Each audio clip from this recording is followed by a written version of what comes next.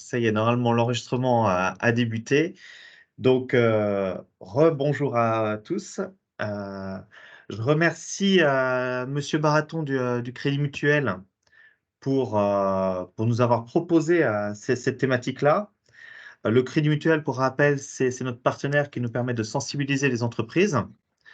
Donc, lors de nos échanges, on avait effectivement trouvé pertinent de faire cette thématique sur les fraudes, sur les fraudes aux opérations bancaires, parce qu'il y avait une augmentation justement de ces démarches-là. Donc, on a voulu vous présenter un petit peu un point d'actualité voilà, sur les risques et comment s'en prémunir et quoi faire si vous êtes, on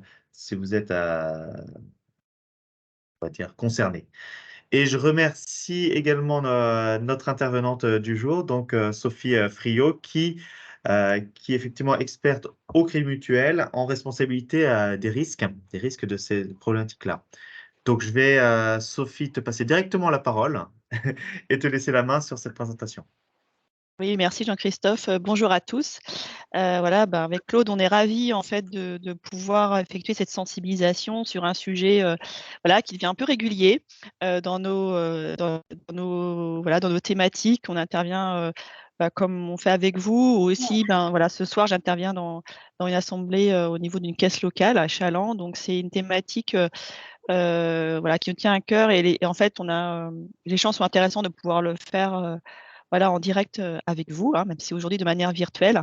Donc voilà, on essaie d'apporter un peu une ouverture, vous avez une vision un peu globale sur ce qui se passe sur la fraude autour des moyens de paiement. Voilà, vous donner aussi que vous partiez avec voilà, des trucs et astuces, en tout cas des choses qui vous permettent de demain d'être vigilant et dans la mesure du possible, voilà, de pas être pris au piège et d'éviter, qu'on va dire, les fonds. Alors c'est ce qu'on parle chez nous, hein, d'éviter que voilà, vous perdiez de l'argent de manière, voilà, dans ce type de manière. Alors, donc, je vais partager le contenu. Alors, je ne sais pas si Claude, peut-être si tu veux, voilà, peut-être faire un petit mot en attendant que je charge.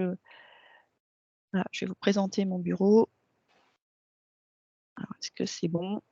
Voilà, donc n'hésitez pas à me dire, j'espère que tout le monde voit bien mon écran, la présentation, c'est bon? On voit bien, oui. C'est bon? Très bien. Donc voilà, comme je disais, on va avoir, voilà, on pourra bien sûr, voilà, même si on n'est pas ensemble autour de la table, on est bien sûr tous ensemble et voilà, on va pouvoir, n'hésitez pas en fait à laisser. Donc je vois les messages qui arrivent par écrit et on se donnera aussi des petits temps pour échanger aussi si vous avez certains points en plus. Alors, voilà, c'est bon, excusez-moi. Donc on va faire un petit point sur la fraude globale, on va faire un point par moyen de paiement et puis ce qu'il va falloir retenir en termes de mesures de prévention et de protection. Aujourd'hui, voilà, c'est un sujet de fraude, on en parle régulièrement. Alors ça peut être, entendez parler de faits, d'opérations de fraudeurs, parce que voilà, on a des vagues, hein, il y a des thématiques qui reviennent par moment, de scénarios qui sont parfois très très utilisés par moment par les fraudeurs. Après, ça s'arrête et puis ça revient. Quand on regarde d'abord par rapport aux moyens de paiement, si on fait, ce qu'il faut comprendre déjà, c'est comment aujourd'hui, voilà, quels moyens aujourd'hui on utilise, que ce soit vous en tant que professionnel ou même à titre particulier, comment, voilà, comment vous utilisez l'argent et par quels moyens de paiement. Aujourd'hui, quand on prend les volumes, hein, c'est énormément traité, principalement, les montants échangés aujourd'hui sont principalement faits par virement et surtout tirés par les entreprises d'administration, hein, qui établissent énormément de virements, hein, que ce soit pour payer les salaires, payer les transactions des marchés. Et donc, ça fait des volumes qui sont aujourd'hui énormément traités par virement. La carte est un moyen, voilà, privilégié par les particuliers et qui font énormément de paiements par carte. Alors, on a les paiements par carte sur les terminaux, hein, où on met son code, les paiements sans contact qui continuent à sa progression. Aujourd'hui, on a le paiement par carte via le mobile. Donc ça a explosé en 2022. Alors on est encore loin de l'utilisation de la carte physique, hein, mais c'est quelque chose qui est vraiment en plein essor. Donc voilà, des paiements par carte. Et puis, on a quand même le chèque, voilà, qui poursuit sa décroissance. mais qui reste encore aujourd'hui, voilà, on en parle toujours du chèque. Et ça, il faut pas l'oublier. Pourquoi? Parce que aujourd'hui, c'est un des moyens de paiement qui fait partie du moyen de paiement qui est le plus fraudé. Pourquoi? Parce que ça reste assez facile finalement par les escrocs. Le chèque est un moyen, c'est des chèques qui peuvent être volés, perdus, donc que récupèrent les escrocs et qui vont falsifier des signatures et vont réussir à passer, on va dire, entre les mailles du filet pour effectuer des opérations. Et le traitement du chèque fait que vous allez pouvoir revenir, le chèque va peut-être revenir à payer, mais pas, voilà, comme c'est pas instantané, ça revient à payer sous quelques jours et on s'aperçoit de l'arnaque. Donc attention, voilà, reste encore un moyen, voilà, le chèque est un instrument de paiement encore très fraudé, donc même s'il y a de moins en moins de transactions, voilà, il faut rester malgré tout vigilant. Les paiements par carte, alors ça va être soit parce que alors, il peut y avoir bien sûr toujours des cartes bancaires volées, donc on peut avoir un paiement sans contact, mais à un moment donné, le fraudeur va être vite bloqué finalement, hein, pour des paiements sans contact, donc les volumes vont être vite bloqués. Par contre, vous pouvez avoir en fait ce qui va se passer par des méthodes, les numéros de carte, on va en parler juste après, peuvent être votre numéro de carte bancaire peut être usurpé, utilisé par un fraudeur qui va le réutiliser sur d'autres transactions. Donc voilà, donc ce qu'il faut retenir, hein, c'est qu'aujourd'hui, et il y a un cas, imaginez, vous, à titre de votre activité, en fait, les paiements, hein, qui se font par des cartes, par des virements, il y en a énormément.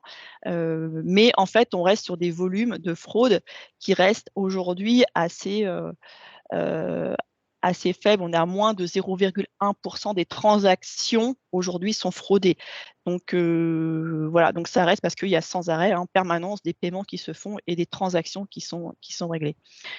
Donc voilà, en résumé, hein, sur ce première ouverture, voilà, c'est que voilà, le chèque reste un moyen de paiement apprécié des fraudeurs pour quelque part sa facilité d'utilisation. Aujourd'hui, le traitement, les transactions par carte bancaire, la fraude qui est faite par les transactions par carte bancaire n'évolue plus à la hausse. On arrive à une stagnation, voire une légère baisse, parce qu'en fait, on va avoir toutes les mesures d'authentification qui ont été mises en place par les banques. C'est aujourd'hui des choses que pour certains, vous êtes peut-être vu de manière contrainte, à me dire, ah là, je fais un paiement, il faut que je mette mon code, que je reçois par SMS, etc. Toutes ces mesures, en fait, qui peuvent vous paraître par moments un peu contraignantes et qui prennent plus de temps, mais tout ça fait que ça permet vraiment de diminuer la fraude et de sécuriser vos opérations. Et voilà. Et ce qu'on s'aperçoit, c'est que ben voilà, la fraude sur virement est en augmentation en raison des fraudes par manipulation. Est-ce qu'on va parce que voilà, les gens se font, on va dire, pris dans des scénarios où on les oblige quelque part à faire des opérations qu'ils n'auraient pas souhaitées. Alors, du coup, j'en prends. Alors, c'est en 0,1%, c'est en montant, en fait, hein. On est à moins de 0,1% en taux de fraude et on est sur tout le périmètre. Là, les stats que je vous ai montrées, c'est les statistiques de la Banque de France. Donc, en fait, qui récupère, en fait, chaque banque, établissement français renvoie, donc c'est ce que fait nous aussi au niveau du Crédit Mutuel. Tous les mois, on renvoie nos statistiques de fraude, hein, au niveau de la Banque de France. Donc, on est sur un périmètre, voilà, périmètre national. Oui, heureusement, nous ne sommes pas que le Crédit Mutuel Océan quand on est, voilà, excusez-moi, voilà, je n'avais pas omis ces petites précisions. Très bien. Donc voilà pour ce premier panorama. Je sais pas si vous avez d'autres questions ou je continue. Alors après, quand on commence à échanger sur la fraude, on va à un moment donné avoir des techniques qui sont utilisées par les escrocs. Alors la première, qui est la plus ancienne, c'est les mules.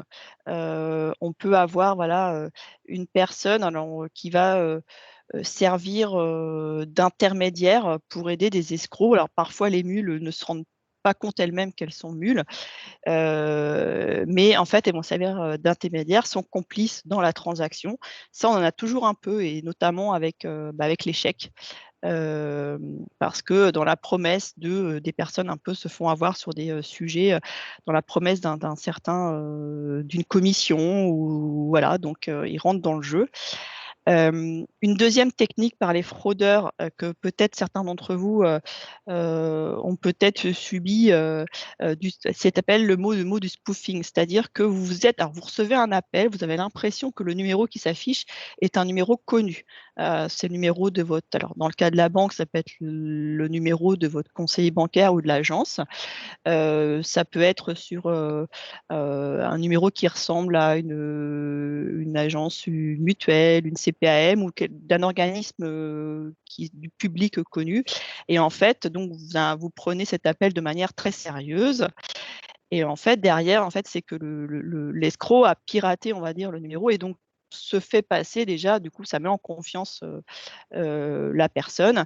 Et après, il déroule son jeu. Donc ça, c'est des techniques qui sont souvent utilisées. C'est pour ça qu'on répète, et donc ça, je vais le redire beaucoup, c'est qu'en aucun cas, votre banquier ne vous appellera pour vous parler d'une transaction et surtout vous demander des codes personnels. En aucun cas, c'est possible. Donc, si vous avez quelqu'un qui se fait passer pour un service fraude, pour un conseiller bancaire, etc., qui vous appelle en vous disant voilà, il y a un problème sur votre opération. Est-ce que vous pourriez me donner vos codes afin qu'on annule les transactions? Non, ça, c'est typiquement des scénarios qui ne sont pas possibles. Ensuite, il y a la cavalerie. Donc là, ça plus utilisé chez les entreprises pour générer artificiellement de la trésorerie. Donc ça, c'est une technique et on en a encore un petit peu, mais voilà. Et en fait, la dernière que je voudrais plus parler, c'est des techniques de phishing. Parce que là, en fait, l'objectif de l'escroc, c'est de vous contacter. Alors, ça va se faire plus par messagerie, mail, on va dire sur votre boîte aux lettres personnelle, ou parfois aussi les professionnels, les boîtes professionnelles, ou par SMS, où en fait, on vous demande, on fait forme d'un constat, on va vous demander de cliquer sur un lien qui va vous renvoyer sur une autre page et on va vous demander de saisir des informations personnelles. Et pour ça, en fait, donc là, c'est des exemples. Et ceux-là, en fait, on s'aperçoit, j'imagine, parce qu'on en a tous eu, soit des mails, alors de la CAF, et vous voyez, c'est pas CAF.fr, mais c'est CAT.fr. Voilà. Typiquement, donc en général, sur les mails, il y a toujours une anomalie sur ces mails qu'on appelle de phishing. Ça peut être de la CAF, ça peut être d'un opérateur de télécom, souvent on peut recevoir l'électricité de France, EDF. Voilà, souvent c'est des grosses compagnies ou les impôts. Vous avez l'impression qu'on fait un mail très sérieux, on vous dit que vous devez recevoir un montant, un remboursement, etc. Et en fait, si on ne fait pas attention, vous voyez, si notre cerveau lit vite le mail, on peut avoir l'impression que c'est très sérieux et tout de suite on clique sur le lien et on y va et on remet nos données. Donc typiquement, voilà, ce sont des mails d'hameçonnage, en fait, ce qu'on appelle du phishing, pour récupérer toutes vos données personnelles. Et de la même façon, on a des exemples là. Là, actuellement, vous avez peut-être reçu aussi, c'est les SMS qu'on reçoit du moment, où on a des colis. Alors bizarrement, en ce moment, on a tous plein de colis à récupérer. Et donc, pour vérifier, là aussi, dans le SMS, on a un lien sur lequel qui nous renvoie vers sur une page. On a ça pour la carte vitale, qu'on dit qu'elle est périmée. On a info en taille, les contraventions aussi. Vous avez peut-être reçu ce genre de SMS où on vous dit que vous avez une contravention à payer et donc on vous engage à aller cliquer sur un lien. Donc tout ça, ce sont des SMS voilà, de phishing pour vraiment récupérer. Donc là, vraiment, quand vous recevez des emails ou des SMS, alors en plus, souvent, ça vient de numéros, vous voyez, des numéros des 06 et 07 qui donnent l'impression d'avoir un numéro un peu standard. Voilà, donc surtout, soyez vigilants à chaque email, SMS reçu. Et si vous avez un doute, alors vous, on n'en verra jamais au niveau de la banque, on ne sent jamais ce genre de mail ou de SMS où on vous invite à aller cliquer sur un lien pour pouvoir saisir des données personnelles. Donc voilà, donc soyez très vigilants. On insiste beaucoup là-dessus parce qu'on a beaucoup de nos clients en fait qui ont des préjudices sur ce genre de technique. Hein. Donc voilà, alors là, voilà, aujourd'hui c'est ça, mais demain, alors il y a eu le CPF, hein, le compte personnel de formation, qui a été beaucoup transmis par les mails ou SMS. Là, il y en a beaucoup moins, mais voilà, on a des vagues en fait de sujets. Alors non, alors par rapport à la question Est-ce qu'on le met à disposition des clients, les protège-cartes bancaires? Ça, non, on n'en a pas forcément à disposition de l'ensemble de clients. Voilà, si c'est la question. On avait eu en effet, ça avait été, je dirais qu'il y a dû y avoir un reportage, je ne sais plus si c'était un pièce à conviction d'Élise Lucet, je crois, où ça avait été évoqué. La question nous avait été remontée, en effet, mais non, à ce jour, on n'a pas ce genre de dispositif à disposition. Alors, je vais continuer. Donc là, voilà, on est sur du vocabulaire, des techniques. Voilà, donc j'insiste beaucoup sur le phishing, hein, parce que c'est très, très, voilà, soyez vigilants sur ce point.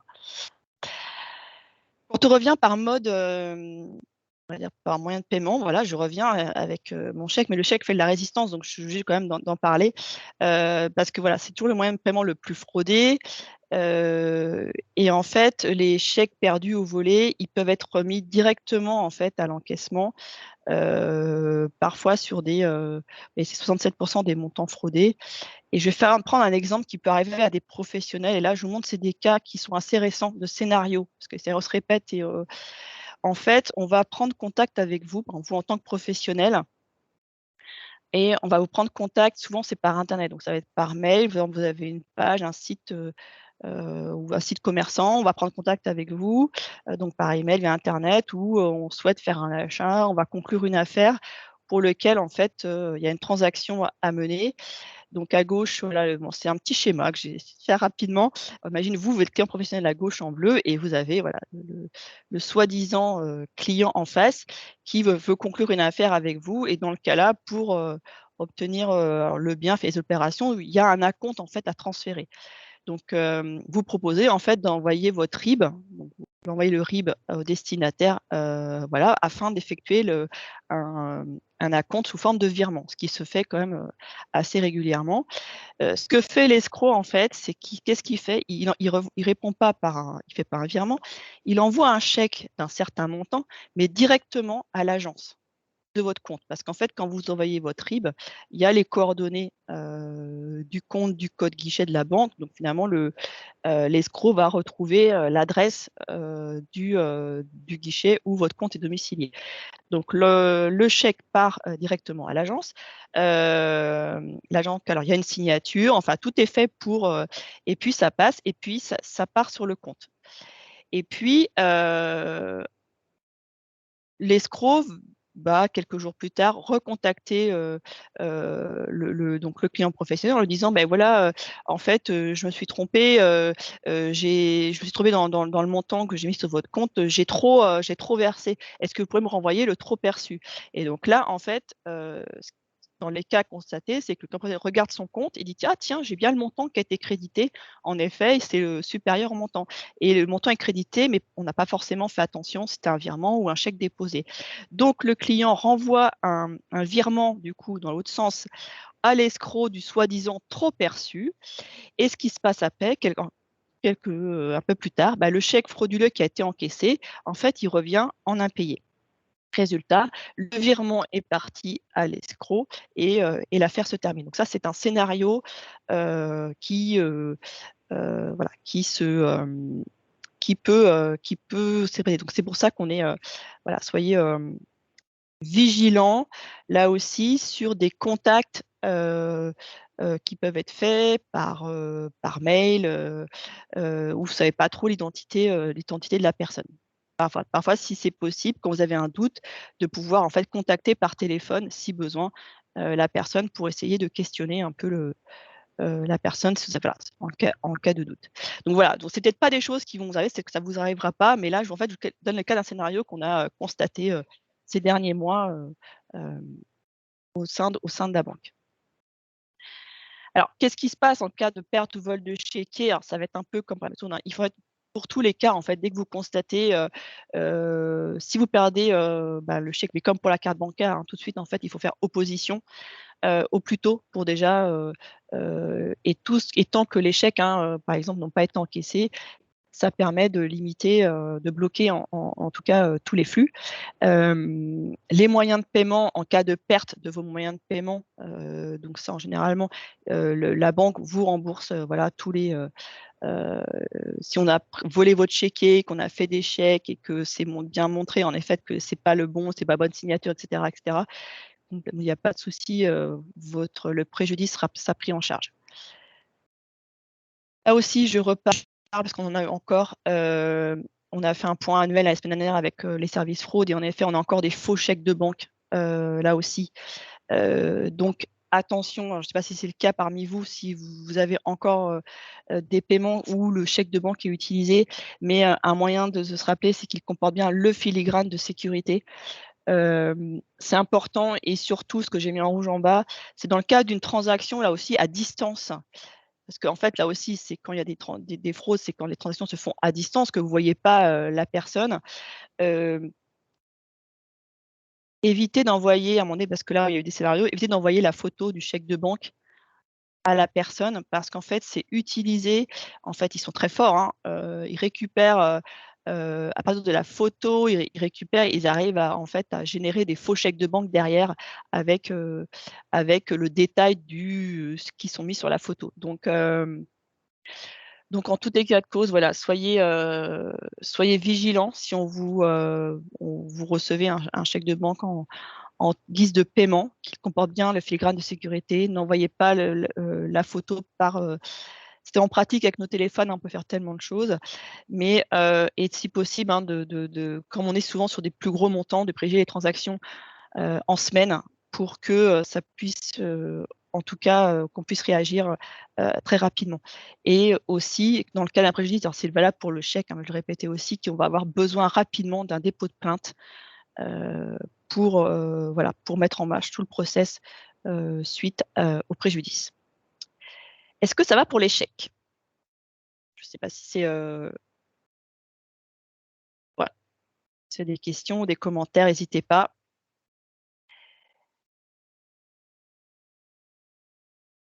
Alors, est-ce que vous avez une préconisation pour ces paiements supérieurs au montant attendu ou attendre que le chèque soit entièrement vérifié, payé, mais combien de jours alors? Est-ce que vous pouvez c'est en tant que vous qui payez une entreprise ou un bien ou c'est que vous recevez? Vous pouvez prendre le micro, hein, si vous voulez, hein. Dans le cas où on reçoit. Alors en fait, ce qui va se passer aujourd'hui, alors sur les chèques, c'est que voilà, les banques aussi en parallèle par rapport à ces chèques ont mis en place des systèmes ont renforcé les systèmes de protection et de vérification. Et donc en fait que dès que, vous avez un chèque, en fait dès qu'il y a tout un système de vérification qui est fait voilà, qui fait qu'aujourd'hui, il y a des blocages, qui se mettent en marche, surtout si on est sur des flux avec des montants qui sont anormaux, on va dire, afin d'avoir un système de vérification complet, pour pouvoir s'assurer en fait que de la véracité du chèque. Ce qui fait que, pour en fait remonter plus vite, parce que plus vite on en fait, au moment où tout est comme ça en fait, plus vite on bloque en amont, plus vite c'est facile d'avoir la supercherie.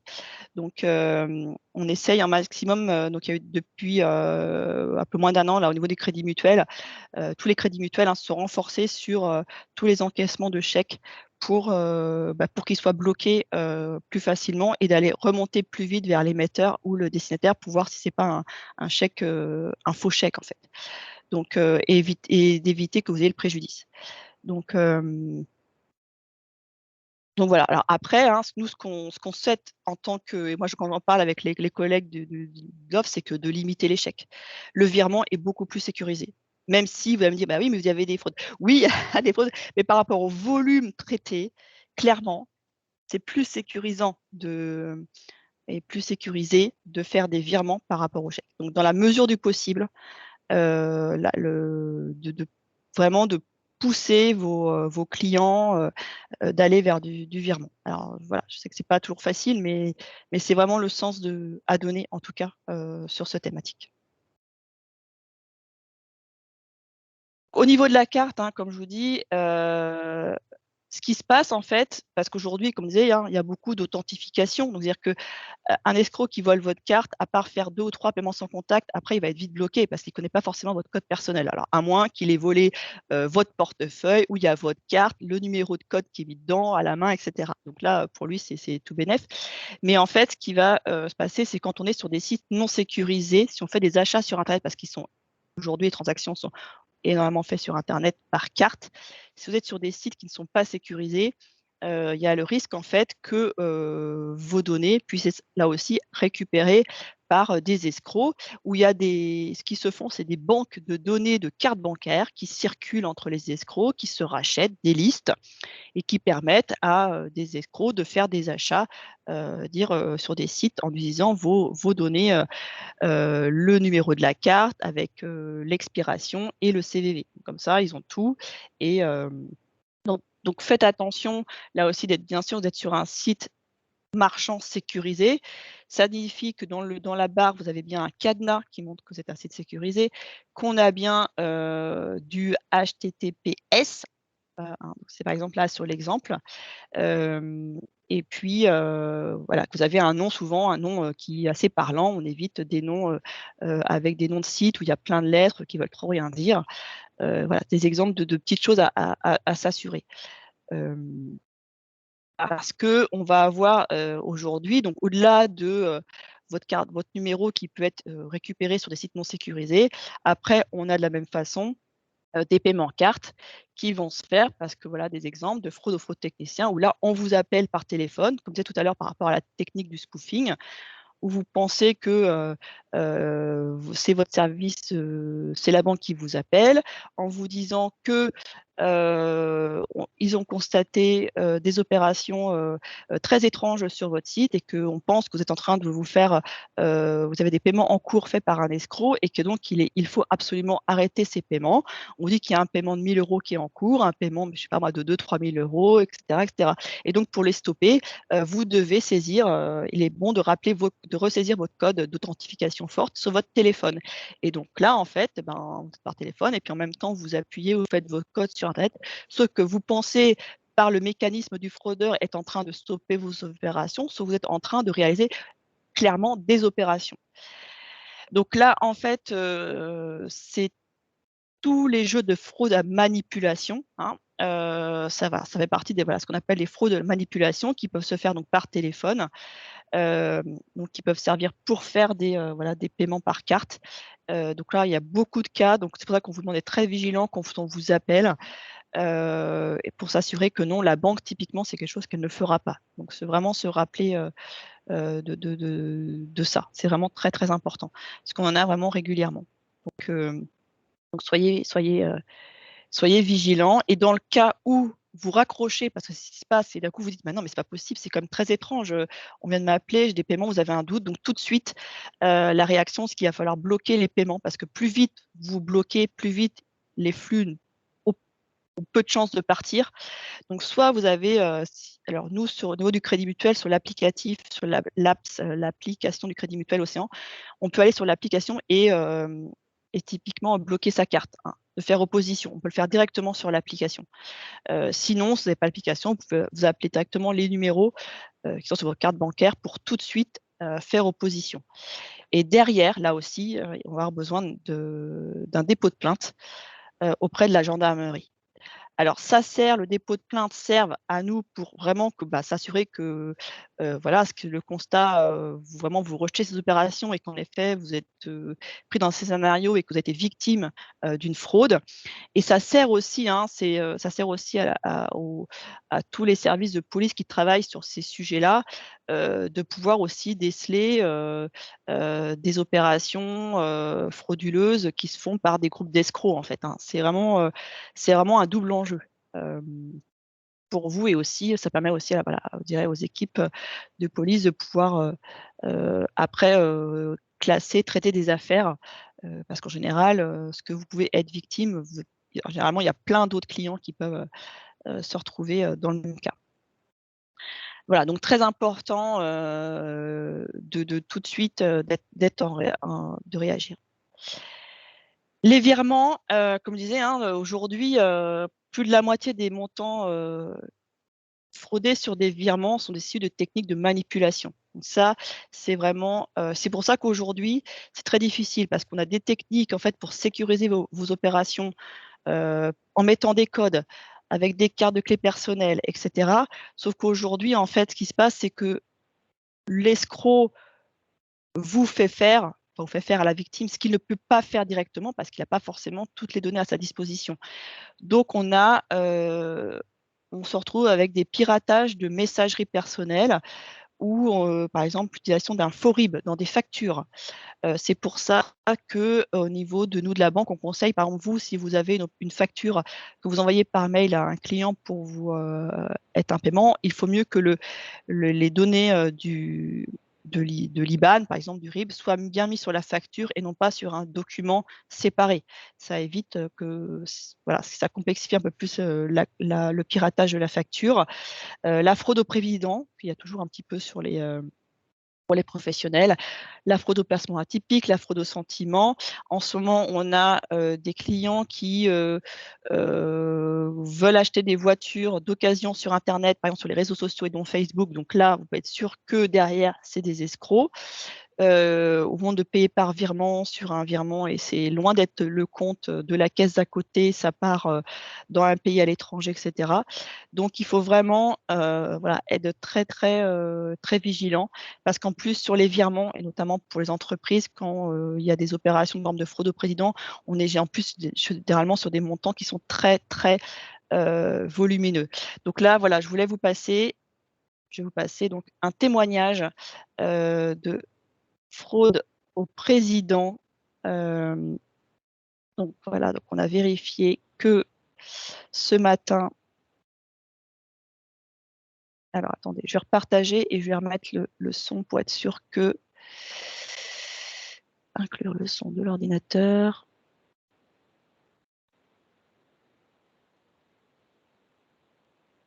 Et c'est parti. On a subi une fraude qui s'appelle arnaque au président, je crois, qui est arrivée pendant les vacances. C'est un grand classique, d'après ce que j'en ai compris à la gendarmerie. Il y a une première personne qui passe un coup de téléphone à la comptable. L'entrée se fait par la comptable. Qui lui signale que j'ai dû, moi, dirigeant, la prévenir qu'on allait enclencher une opération délicate et extrêmement confidentielle. La comptable réagit en disant bah non, je ne suis pas au courant. La personne dit oh désolé, je suis désolé, mais Monsieur Traîneau va forcément vous en parler avant. Une demi-heure après, Monsieur Traîneau est censé, sur un mail qui est faux évidemment, mais qui est très proche de mon adresse mail, est censé lui envoyer un mail qui lui signale qu'elle va être appelée par cette dame, qui s'était évidemment nommée, qui est maître quelque chose, qui travaille pour un cabinet fort connu. Et c'est parti. Donc la comptable commence effectivement à écouter cette personne qui vient de l'appeler une deuxième fois suite au mail que j'avais envoyé, moi étant en vacances, lui signalant qu'elle allait être recontactée par cette personne. Et cette personne réussit à lui obtenir, dès la première journée, j'étais en vacances, je rentrais le lendemain, dès la première journée, et sans m'appeler, et j'expliquerai après pourquoi elle ne m'appelle pas, réussi à lui estorquer 48 000 euros, 49 000 euros, je crois, d'un premier virement. Comment ne réagit-elle pas en me passant un coup de fil, puisque j'ai beau être en vacances, je suis joignable, dans ce mail que je lui ai soi-disant envoyé, je lui signale qu'en aucun cas, nous ne parlerons ni verbalement, ni par téléphone de cette opération qui est extrêmement confidentielle, couverte par la COB, qui pourrait prêter à collusion, enfin, etc., etc. Et donc, à aucun moment, elle ne va me parler de cette contrainte qu'elle subit évidemment par ce cabinet, en l'occurrence cet escroc. Et donc, ça va durer. Elle fait un premier virement la veille de mon arrivée. Le lendemain, elle en fait un second sans m'en parler. Quand je lui dis bonjour en rentrant de vacances, elle ne parle absolument pas de ça. Et tout au long, il va se dérouler comme ça 10 virements entre le fin août et fin octobre. Il va se dérouler 10 virements dont je ne serai pas au courant. On ne découvre absolument pas cette supercherie, même si effectivement ça représente des montants importants.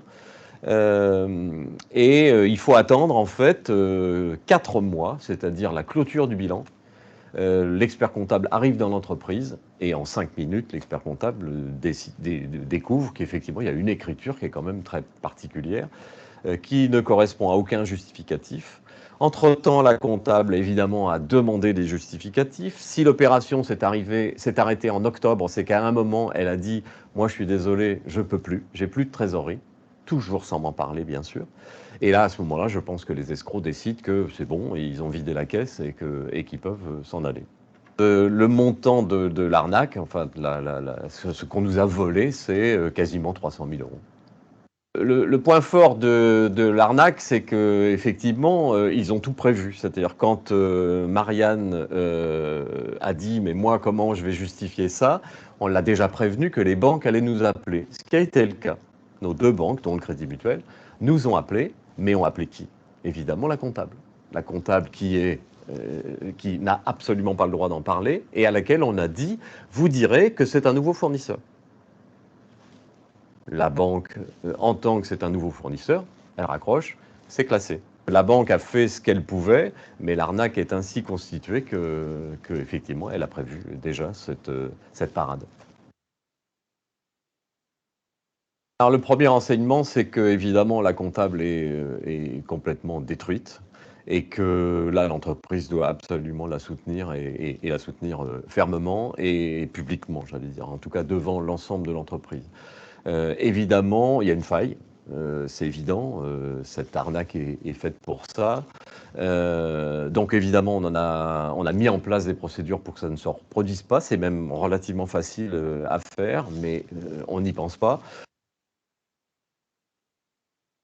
Alors ce qu'on a changé dans le mode opératoire pour essayer d'éviter que cette arnaque puisse se représenter, et ça va être le cas, puisque 15 jours plus tard, on était à nouveau attaqué par une nouvelle société, un nouvel escroc probablement, c'est de faire en sorte que la comptable ne peut plus faire un virement à un fournisseur non référencé sans avoir une double signature, soit de moi-même, soit du directeur général, soit de la RH.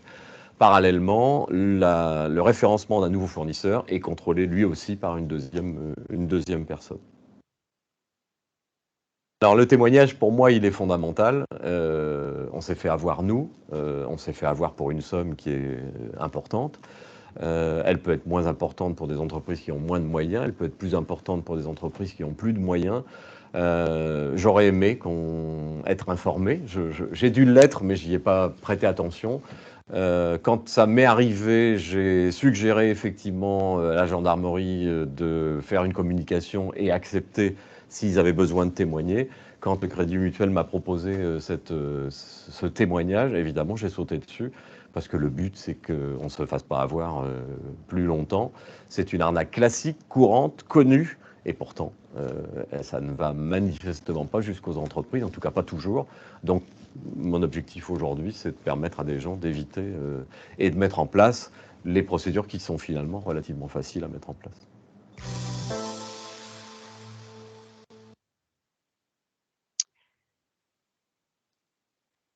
Donc voilà pour ce témoignage qui est pour nous, on va dire,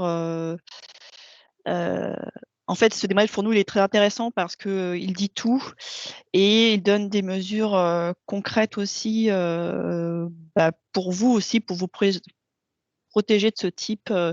Voilà, on en a de temps en temps. Donc ces entreprises, c'est vrai que les montants sont assez conséquents.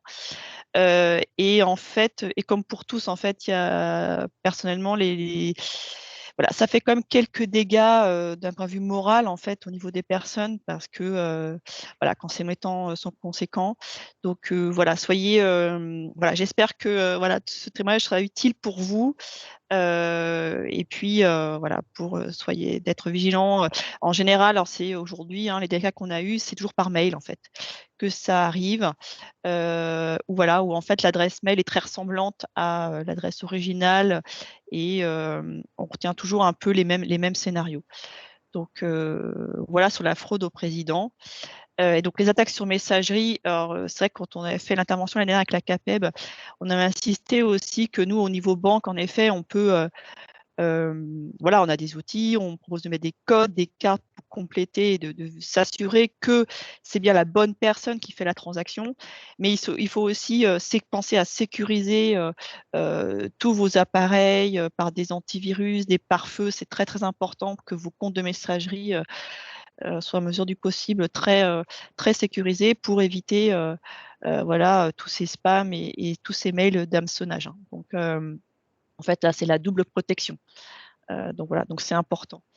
Donc en conclusion de ces propos, dès que vous avez un doute, le moindre doute, que ce soit sur un mail, sur une fraude ou une tentative où c'est en cours, n'hésitez pas à appeler donc votre banque, vos conseillers ou les services d'assistance. De la même façon que quand vous avez une opération dans l'autre sens, vous avez un virement à effectuer, par exemple pour, je sais pas, je prends exemple un fournisseur là aussi qui vous envoie un RIB ou un IBAN et si vous avez le moindre doute sur le document, sur les numéros, il y a quelque chose qui vous paraît étrange, c'est pas aussi à demander à votre banque qui ont aussi des moyens voilà, quelques contrôles, on a quelques outils qui nous permettent aussi de vérifier, de s'assurer que le numéro de l'IBAN qui est mis, bah, c'est bien le numéro par exemple, d'une banque populaire ou du Crédit Mutuel ou d'un CIC et que c'est pas une banque qui est en Allemagne, en Espagne ou je ne sais pas où, un compte nickel ou ce genre de choses.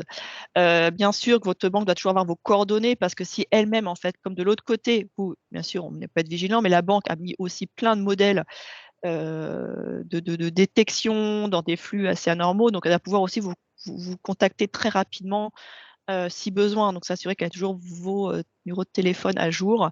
Et voilà, se rappeler que jamais, en tout cas, hein, comme je disais tout à l'heure, on ne vous demandera vos codes secrets, vos codes de confirmation mobile, enfin, tout autre code personnel pour justifier une opération bancaire, que ce soit par un mail, un SMS ou par téléphone. Voilà, de ne pas ouvrir les mails, les SMS et pièces jointes d'inconnus ou qui vous semblent étranges parce que ça nous permet de transmettre des informations personnelles qui sont utilisées ensuite par les escrocs. Pour les cartes bancaires, des petites choses. C'est mieux quand dans une entreprise ou une association, il n'y a pas une carte bancaire pour X personnes, hein, privilégier un porteur, une carte, ses propres codes. En mesure de protection au niveau du Crédit Mutuel, on a ouvert depuis depuis début de l'année des cartes bancaires avec un cryptogramme dynamique. Vous voyez sur la photo à droite, en fait, c'est le numéro à 3 chiffres derrière qui, lui, en fait, va changer régulièrement. Toutes les demi-heures, toutes les heures, il bouge. Ce qui veut dire, c'est que dans l'absolu, si vous faites pirater votre numéro de carte bancaire et la date d'expiration, bah, les 3 chiffres que le fraudeur aura capté à l'instant T, il ne pourra plus être utilisé. Donc, c'est aussi une protection. Et puis, vont arriver dans les différents réseaux bancaires des cartes bancaires biométriques où, en fait, on pourra avoir l'empreinte digitale aussi qui pourra être utile. Là, on est plus sur un cas de vol de carte, par exemple. Donc les techniques évoluent parce qu'on dit la carte bancaire est vraiment le moyen de paiement le plus utilisé. Sur tout ce qui est, comme je disais, banque à distance et d'accès aux espaces bancaires sur Internet, là aussi, pour s'assurer d'éviter que c'est comme pour la carte, un porteur, un utilisateur qu'il ait ses propres codes personnels pour accéder aux espaces. De bien prendre tous les moyens d'authentification forte pour se connecter sur la banque à distance et réaliser ses paiements. Donc, on a en fonction de la taille d'entreprise, on a les accès classiques de banque à distance ou on a des lecteurs de cartes, des éléments qui sont plus, voilà, dès qu'on commence à avoir beaucoup de flux à passer. Donc, n'hésitez pas à vous rapprocher de votre conseiller bancaire qui saura vous proposer la solution adaptée à l'ensemble de vos flux. Et puis, bah, voilà, la conclusion, hein, c'est vraiment de rester vigilant, d'être attentif à toutes les attaques, entre guillemets, qu'on peut vous faire, parce que quand les flux partent, il faut savoir que c'est très compliqué. Aujourd'hui, il n'existe pas d'assurance. On a une assurance pour couvrir, par exemple, la perte ou le vol de vos moyens de paiement. Vous perdez votre carte, votre chéquier, choses comme ça, pas de souci. Là, vous avez une assurance. Par contre, on n'a pas cette assurance qui vous permet de vous couvrir que si un jour on vous fait avoir sur un paiement où vous avez vous-même donné vos codes personnels, ça n'existe pas. Donc, dans la mesure du possible, hein, dans les affaires, les dossiers sont traités au cas par cas. On essaye voilà, de contester les opérations de carte, d'essayer de rattraper, de faire des rappels, des virements partis. On essaye de faire des rappels pour récupérer les fonds. C'est assez compliqué, c'est difficile. Parfois, ça marche, hein, mais pas toujours. Donc, en interne, il nous dit, ben voilà, il faut éviter que les fonds partent, parce qu'après, ça peut être plus compliqué, de ne pas partager ses codes, hein, et de sécuriser, voilà, tout le système informatique de votre entreprise. Les comptes de messagerie, parce qu'il y a beaucoup de comptes de messagerie qui sont piratés. Donc, voilà, mettez des mots de passe robustes. Voilà, ça peut pas être contraignant de mettre des mots de passe avec des majuscules, minuscules, des caractères spéciaux, mais voilà, c'est un ensemble d'éléments qui font qu'en appliquant tous ces conseils, on peut avoir voilà, une protection. Voilà, c'est un ensemble de facteurs qui va faire qu'on va pouvoir se protéger. Alors, j'ai une question. J'ai eu le cas d'un prélèvement sur notre compte, donc je ne connaissais pas l'organisme. Alors, comment est-ce possible? Sur des prélèvements, alors évidemment, les prélèvements, on doit pouvoir les arrêter dès que vous contestez un prélèvement. Alors là, je suis quand même surprise. L'autorisation de prélèvement leur était parvenue. Ça veut dire que on a peut-être piraté votre compte, votre messagerie, en simulant. Là, pour moi, aujourd'hui, les escrocs sont très forts. Donc, comme ils piratent beaucoup de choses, c'est possible. Maintenant, je ne sais pas, est-ce que vous avez fait un dépôt de plainte pour vraiment prouver que c'était pas, voilà, que vous contestiez mais en tout cas, non, pas de dépôt. En tout cas, est-ce qu'ils ont réussi à stopper les prélèvements? Parce que ce qu'on s'est aperçu, c'est que certains prélèvements, voilà, les escrocs arrivent parfois à mettre des prélèvements en place en ayant piraté vos données personnelles, et parfois, voilà, la banque a stoppé. Des fois, ça peut être des petits montants, donc on demande aussi d'être vigilant sur vos opérations. Ce qui fait que quand vous regardez des opérations bancaires, vous voyez des petits montants des fois qui peuvent être pas forcément des gros montants, donc c'est fait exprès pour que ce ne soit pas forcément vu. Donc là, pour moi, on est vraiment encore sur des cas que vos données personnelles ont été piratées. Donc, vous voyez, donc ça peut arriver aussi par prélèvement. J'en ai pas beaucoup parlé. Ben voilà, un petit montant qui portait sur les données mutuelles. Donc, vous voyez, donc ça demande de la vigilance. Donc, vous voyez, ça me permet de compléter les propos que aujourd'hui, en plus, comme tout est digitalisé, en plus demain, vous voyez, même quand on va faire nos courses, on n'aura plus de tickets. Ça veut dire que ça vous demande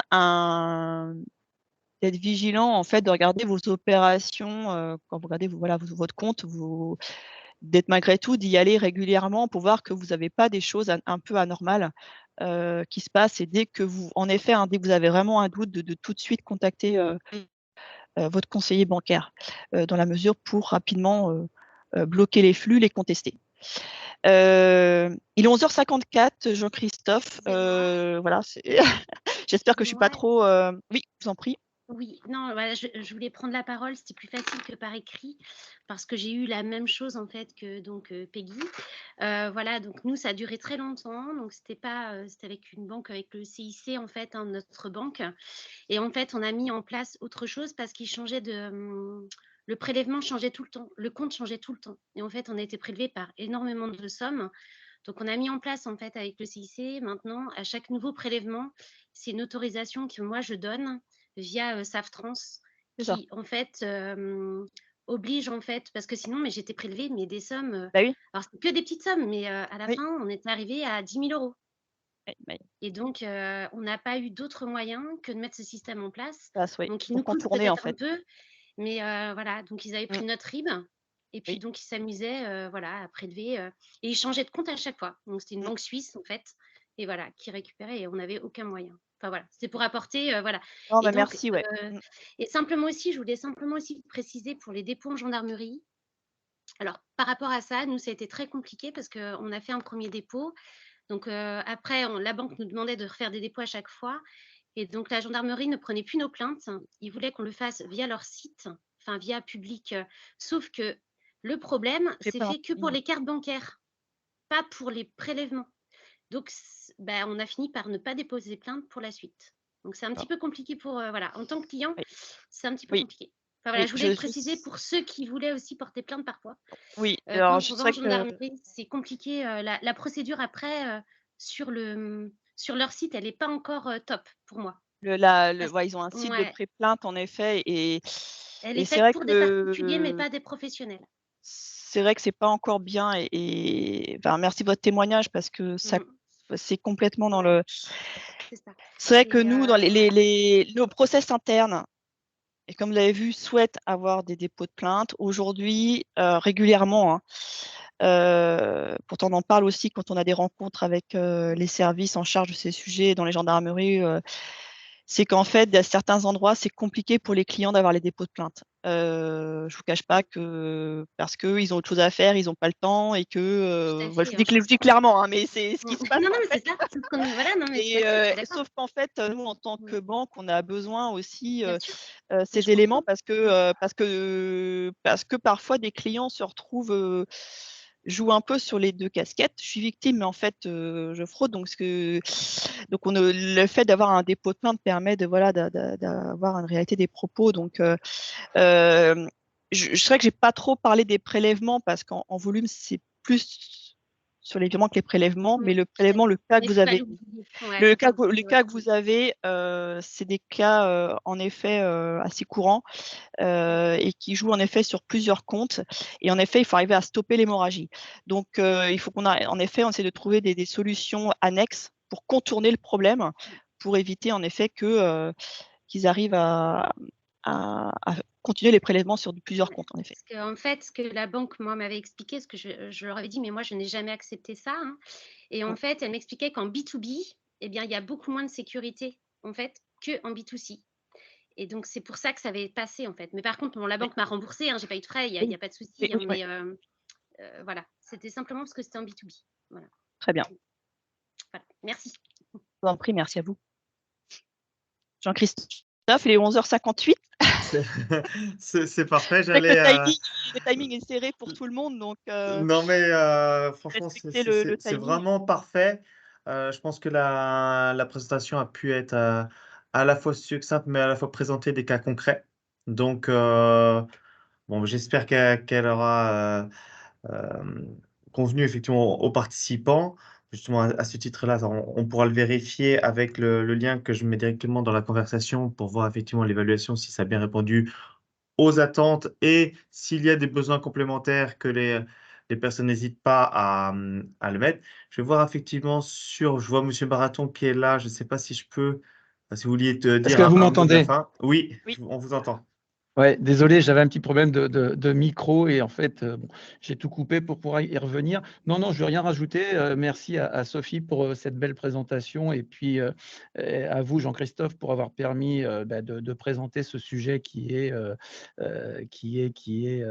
toujours d'actualité malheureusement et on le voit au travers des participants et des témoignages et des questions qui l'intéressent. Donc, si nous on peut contribuer à limiter la fraude et à continuer à alimenter vos adhérents par des sujets aussi importants que celui-là, ce sera toujours avec plaisir.